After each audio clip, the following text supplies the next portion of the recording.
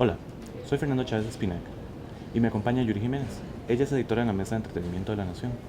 En días recientes, en Nación.com, Yuri ha estado publicando una serie de reportajes en los cuales recupera y recuerda la historia de Popeye, John Jairo Velázquez, un sicario de la época de terror del narco colombiano, que a lo largo de los años se fue convirtiendo en una especie de personaje, llamémosle folclórico, de una época que definitivamente transformó la historia latinoamericana, y un personaje también complejo, porque bueno, recientemente, como bien sabemos todos, las figuras de los narcotraficantes se han convertido como una especie de figuras que atraen mucho debate sobre qué es la historia latinoamericana, sobre lo que significó esa época de violencia y las secuelas que tienen todavía hoy. El caso es que Popeye, su figura, revivió hace algunos años, reapareció tras salir de prisión y conforme se fue integrando de nuevo a la sociedad, y Yuri tuvo la oportunidad de entrevistarlo. Entonces, queríamos repasar un poco cómo fue esa historia. Yuri, primero, brevemente, ¿quién es Popeye? Popeye se autodenomina el asesino de confianza de Pablo Escobar. Se le conoce a nivel de prensa y a nivel en Colombia y en el mundo como el sicario, como sicario profesional y como el sicario que fue la mano derecha de Pablo Escobar. Claro. Ahora, fue por cometer crímenes atroces y multitudinarios. Correcto. Bueno, él asegura que por su propia mano mató a 300 personas y orquestó la muerte de otras 3000. A Popeye yo lo conozco antes de que se diera todo el boom, eso es importante, de que se diera todo el boom y que alguien se acordara, y ese alguien fue el mundo, de que Popeye existía y que estaba recluido en una cárcel, único sobreviviente de toda esa época, porque él se entregó a la justicia en el 92 y poco a poco fueron matándose entre todos o cayendo bajo las balas de la policía, y eso, el entregarse, lo salvó de la muerte, de una muerte por lo menos en la calle. Entonces, ahí él estaba cumpliendo su pena cuando en el 2012 se estrenó El Patrón del Mal. Entonces, esta docuserie o narconovela, que le llaman algunos, que fue una biografía de Pablo Escobar, se hizo demasiado famosa en el mundo y rápidamente se empezó a buscar a sobrevivientes. Se encontró gente, por supuesto los expresidentes y todo, del lado de los que estaban en la lucha contra el narcotráfico, pero sobrevivientes de la parte de los mafiosos realmente no había, por las razones que ya se dijeron, salvo Popeye. Entonces, de él estar completamente a la sombra, pasó en 2012, mediados de 2012 en adelante, a convertirse, siempre todavía encarcelado, en objeto de interés para la prensa mundial. De hecho, algunos periodistas colombianos, en cuenta uno en particular, Rafael Poveda, lo había entrevistado en prisión y había sido, digamos, objeto de una revisitación de esa época y esos personajes. Sí, cuando antes del Patrón del Mal, Rafael Poveda, que es un periodista con mucha experiencia, había hecho una serie documental que se llama Las Confesiones de Popeye en el 2009 y que ya recorría toda la historia en boca de Popeye, de lo que había ocurrido desde que él se involucró en su adolescencia con las mafias del narcotráfico de Medellín en los años 80 hasta el día de hoy, con una retórica increíble. Popeye es muy, muy inteligente. Entonces yo lo primero que hice fue, a partir del Patrón del Mal, él estaba todavía en la cárcel, fue entrevistar a Rafael Poveda en un amplio reportaje que publiqué, supongo que en el 2013, en la revista dominical, lo pueden encontrar en Nación.com, donde yo le pregunto a Poveda cómo es confrontar a una persona periodísticamente que tiene semejante prontuario, que ha matado a tantísima gente, que cómo es enfrentarlo. 5 horas duraba a veces haciendo las grabaciones. Bueno, él me dio su criterio, me dijo que él no se ponía, cuando entrevistaba a alguien no jugaba de Dios, me manifestó que Popeye era fascinantemente inteligente y a la vez tenebroso. Claro, por su historial. Por el historial. Inevitablemente uno como periodista lleva eso a un lugar, a un espacio para entrevistar a alguien. Por supuesto, sí. Entonces primero hice esa inducción con Poveda, sin pensar que pronto me iba a enfrentar yo a lo mismo, no una, sino varias veces, porque yo lo entrevisté varias veces por diferentes motivos. ¿Cómo se dio ese contacto inicial y cómo lo encontró? Sí, él salió en septiembre del 2004, en agosto del 2014 salió. Entonces los primeros meses él había dicho que se iba a esconder bajo las piedras y todo esto. Entonces ya donde yo empecé a ver una que otra muestra de que él estaba convirtiéndose en un personaje activo en sociedad en Medellín. Empecé a contactar colegas de la prensa colombiana, me dieron varios números de teléfono y empecé todos los días hacían intentos hasta que un día él me contestó, que justo fue cuando se produjo la evasión de el Chapo Guzmán y era muy pertinente saber qué pensaba Popeye, tal como de nuevo publiqué esa entrevista yo. Él que estuvo tantísimo tiempo en evasión junto con Pablo Escobar en las montañas y en otros lugares, entonces bueno, nos dio una perspectiva bastante valiosa en ese momento y a partir de ahí hubo otras oportunidades en las que se convertía, digamos, en un testigo de excepción y una persona muy interesante para entrevistarla en diferentes contextos. ¿Y cómo era él? ¿Cómo se escuchaba él? ¿Se escuchaba como una persona, digamos, arrepentida de Sí. los delitos que había cometido o se escuchaba más bien como una persona distanciada o disasociada de eso que había ocurrido? No, más bien él, al principio estoy hablando de los primeros 2 años, en el último año yo sí sentí en sus redes sociales y todo que había habido un cambio. Mi análisis tiene que ver con un montón de cosas. Él se fue convirtiendo en una celebridad. Básicamente viene gente, todo el mundo a verlo. Opinaba ya de una forma muchísimo más beligerante. Opinaba mucho de política colombiana Andaba, en sus redes sociales, participaba mucho, tenía un programa en YouTube. No, y en Netflix, por ejemplo, le hicieron un documental donde lo siguen por las calles de Medellín. Es impresionante.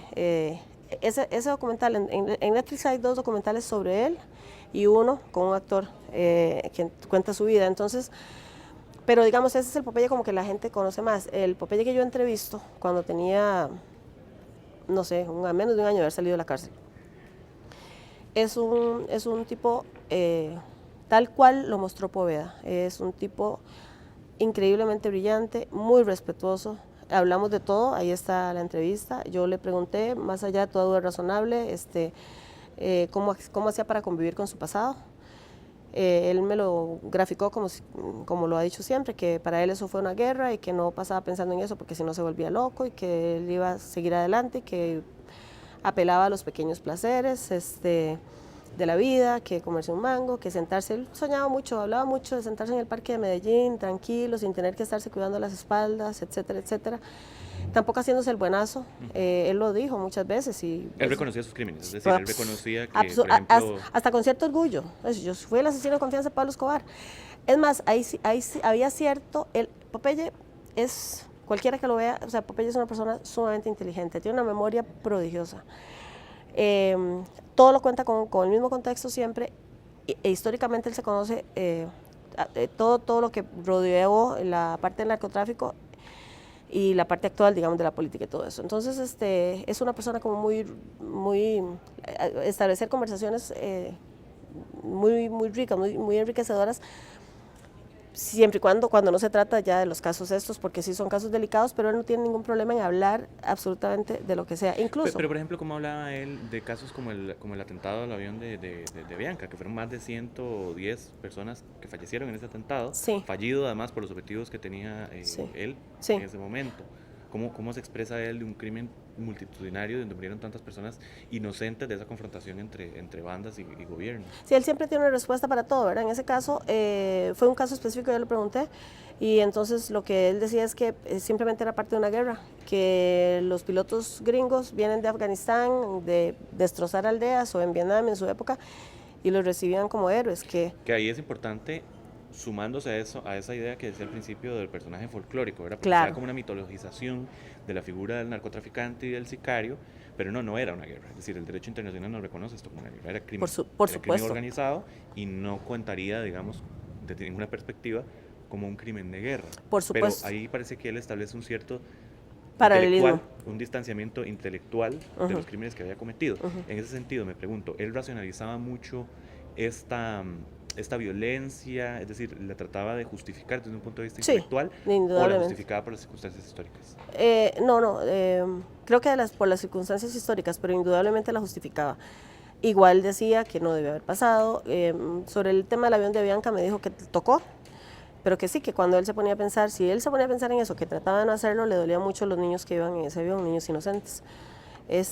Bueno, nada, seguí entrevistándolo, ahí están las entrevistas en nación.com, después apareció un dinero, él sabe muchísimo, de esta parte del narcotráfico, de los dineros, de las caletas que llaman ellos. Entonces, por ejemplo, apareció una millonada, o no sé cuánto, era bastante dinero en Florida, enterrada en un patio, y se le atribuyó a Pablo Escobar. Entonces yo ya lo llamé, tenía bastante acceso directo, digamos, a él para este tipo de impresiones, y entonces él me explicó el proceso químico que sufre el dinero enterrado, que hay que enterrarlo al vacío, y un montón, todos los detalles por las cuales él dijo, esa plata no era de Escobar y esa plata no sirve para nada, etcétera, etcétera. Eso se fue publicado. Claro, te servía de vínculo para ingresar a un mundo tradicionalmente inaccesible. Sí. ¿De qué manera impactaba eso la forma en la que te acercabas a él como periodista que se acerca a un entrevistado?